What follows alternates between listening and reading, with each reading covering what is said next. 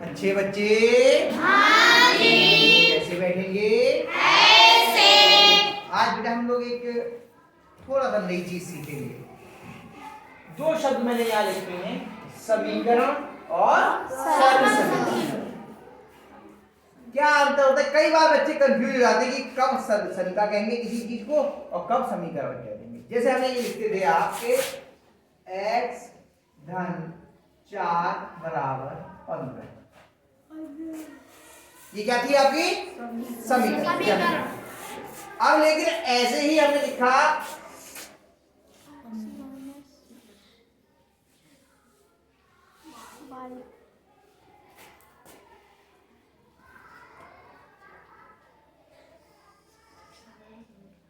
अब ये क्या है? तो कब हम किसी को सर्व समीकरण बोलेंगे और कब हम उसको समीकरण बोलेंगे, इसको थोड़ा हमें समझना है। इसके कुछ नियम होते हैं। क्या नियम होते हैं वो समझेंगे। नियम ये कहते हैं, इसमें चर क्या है? x। इसमें चर क्या है? x, y। दो चर। एक चर की भी सर्व समीकरण हो सकती है, मैं लिख देता हूं।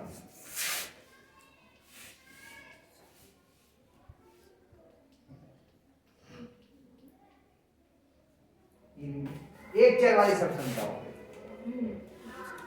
इसमें एक ही चर है। तो सर्व समीकरण कब है और समीकरण कब है? जब चर के कोई निश्चित मानों के लिए, 1 मान, 2 मान, 3 मान, उसके लिए सर्व समीकरण सही हो, यानी ये दोनों पक्ष बराबर हो, तब तो कहलाएगी वो समीकरण।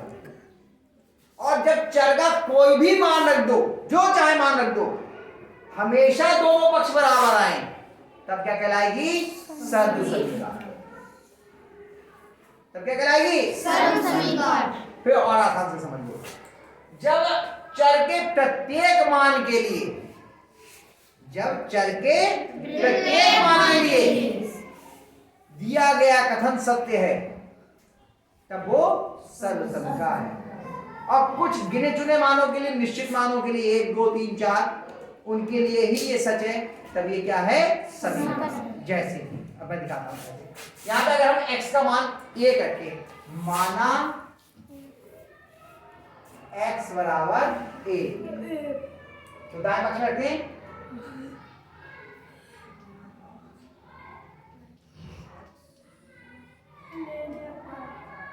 1 धन 4 बराबर कितना आ गया? 5।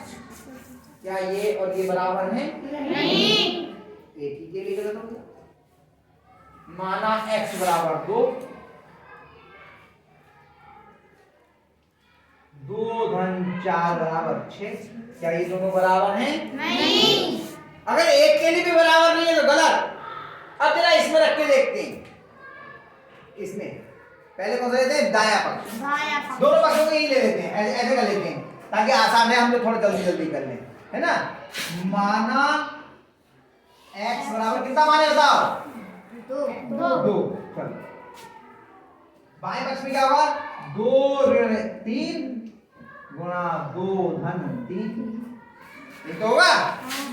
x की जगह पे 2 रख गए, यहाँ पे x की जगह पे बराबर कितना होगा? इस घटाया तो -1 और गुणा 5, तो 5 एकम 5, कितना आ गया? -5। ये तो आया। इसमें देखो जरा, x की जगह पे 2 रखेंगे, 2 पे घात 2 ऋण 9 बराबर 2 दूनी 4 बराबर कितना आ गया? -5।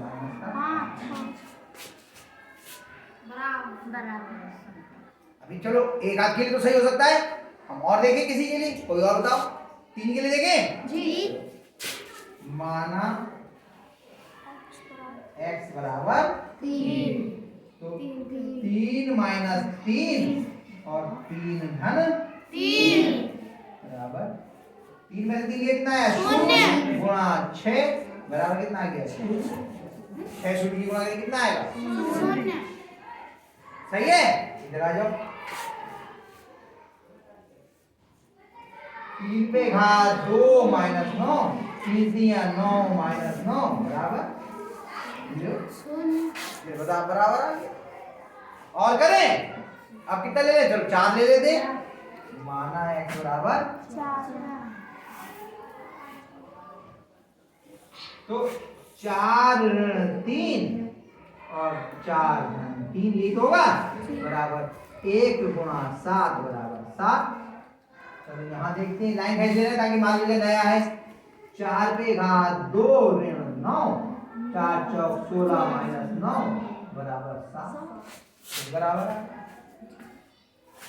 यानी कि जब चर के हर मान के लिए कथन सही हो गया लोग हर बार में तब वो क्या कहलाएगी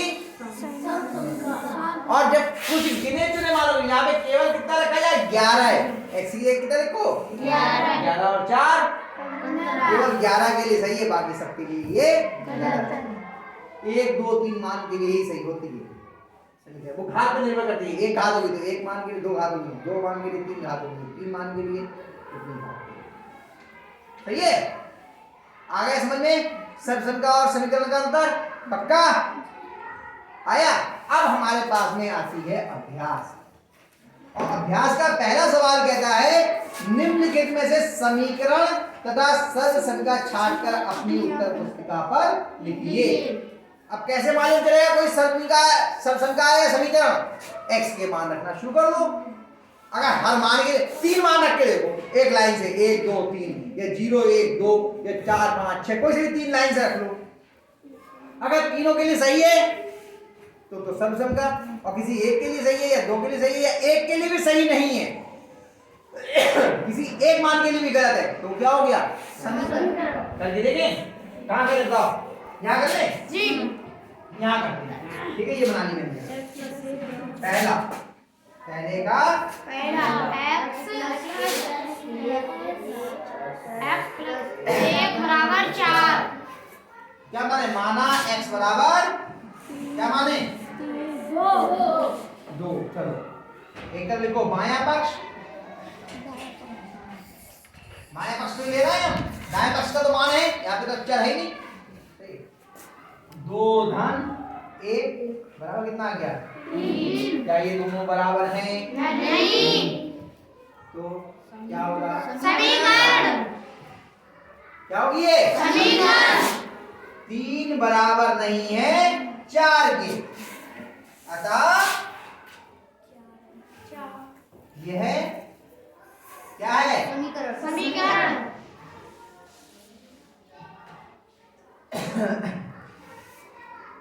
हो गया आई बात समझ में। दूसरी देखें दूसरा देखें जी चलो भाई दूसरा करते हैं क्या है 2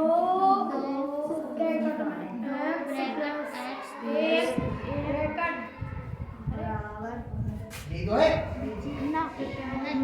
नहीं यहाँ पर 1 है यहाँ कितना है 2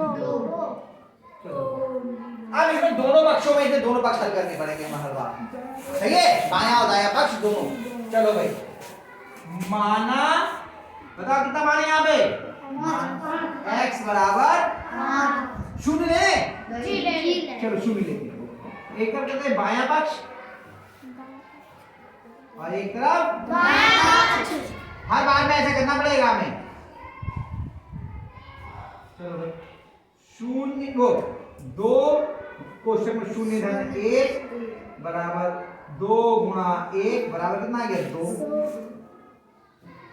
0 में 1 जोड़ा तो 1 हो गया और 1 गुनी 2 इधर करो 2 गुणा 0 धन 2 बराबर 0 धन 2 बराबर कितना आ गया 2 दोनों बराबर आ गया। देखिए एक पे मानेंगे नहीं हम कितनी बार करेंगे कम से कम 3 बार। चलो भाई इसके आगे का यहाँ करो ध्यान रखना इसके आगे का इधर है बहुत टुकड़े हो गए ब्लैक बोर्ड क्योंकि काम ज्यादा हो गया ना। अब क्या लेते हैं माना x बराबर 1 ले लो x बराबर 1 तो हो गया आपका 2 कोष्ठक में 1 धन 1 यहाँ पे यार इधर लिखा है बायां पक्ष और बीच में लाइन खींच के क्या लिखेंगे दायां पक्ष। अपना ब्लैक बोर्ड छोटा पड़ गया भाई इस तरह क्यों तो बराबर 2 गुणा 2 बराबर कितना गया 4। अब इसमें करो 2 गुणा x का मान कितना है 1 धन 2 फिर सही आ गया। शून्य के लिए भी सही, एक के लिए भी सही, यानी कि लग रहा है ये सरसम का है ना।